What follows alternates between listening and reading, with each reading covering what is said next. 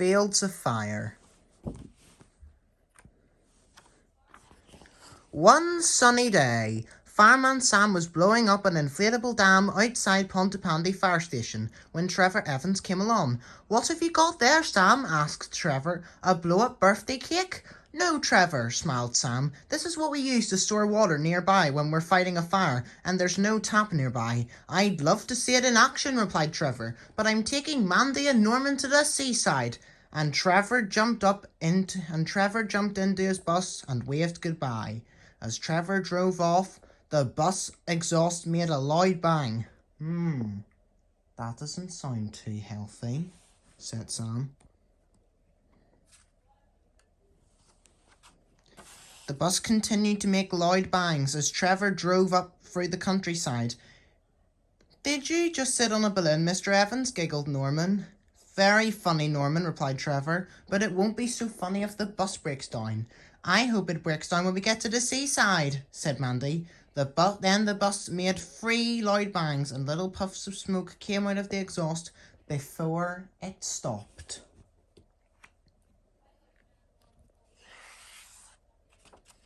Trevor got off the bus and looked under the bonnet. He told Norman, Mandy and Dusty to get out and stretch their legs. "But Mr. Evans, I want to go to the seaside," said Norman. "We won't be going anywhere unless I can fix this," replied Trevor. "You wait there, and don't wander off." Norman and Mandy looked at a funny sign near the gate, but just when they had worked out that it meant no campfires, they realized Dusty had disappeared. "Come on, let's go and find him," said Norman.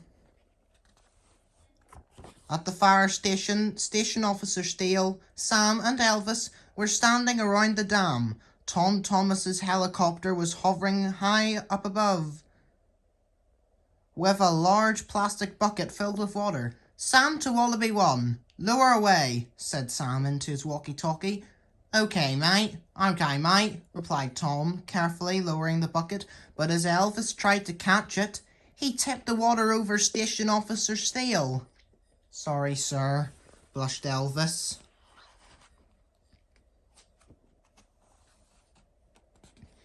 In the countryside, Dusty was barking loudly as he chased a field mouse. Norman and Mandy were close behind.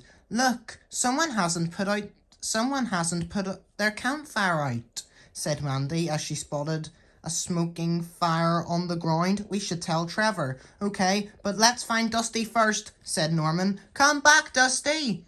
And Norman and Mandy chased off after Dusty,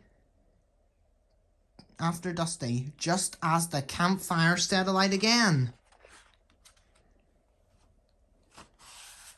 Meanwhile, Trevor was busy fiddling under the bonnet of the bus. "Where are the kids?" "I think that will fix it," he said, closing the bonnet.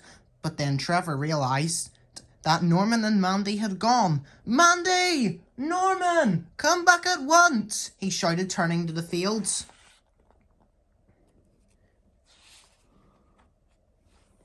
Norman and Mandy were still chasing after Dusty. They had just realized that he was trying to catch a field mouse when it escaped into a hole in a tree.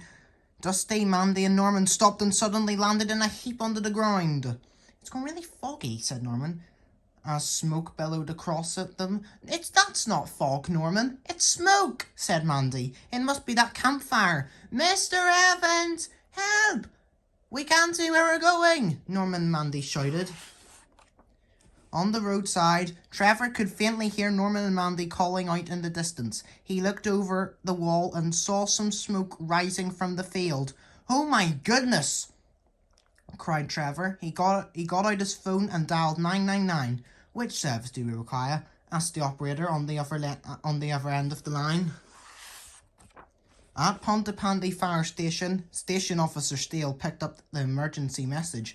"Action stations, everyone! A field is burning on the coast road and Norman and Mandy are stuck in it," he said. "There's no water for miles around there," said Fireman Sam. "Elvis, you load the dam and I'll radio Tom," and he made a call to the mountain rescue. As quick as a flash, Jupiter was heading out of the fire station with Sam, Elvis, and Station Officer Steele in the cab. Nina, Nina. Meanwhile, Tom Thomas flew off in his rescue helicopter. The field was now thick with smoke. "Norman, where are you?" coughed Mandy. "Let's hold hands so we don't lose each other," said Norman, feeling scared. "And I'll hold on to Dusty's collar," said Mandy. Then they heard Jupiter's siren. "That sounds like Sam." "Help! Help!" shouted Norman and Mandy. Jupiter raced along the country lanes with her blue lights and flashing and stopped next to Trevor and the bus. Sam, Elvis and Station Officer Steele leaped out and headed across the field with hoses in the dam. By now the field was filled with smoke. "Help! Help!